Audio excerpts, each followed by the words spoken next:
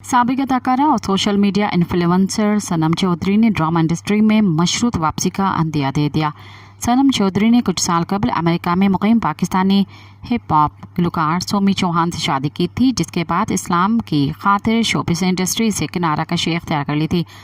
साबिक अदाकारा अब अपने सोशल मीडिया अकाउंट्स पर दीन और कुरान से मुतल्लिक़ तालीमात शेयर करती हैं।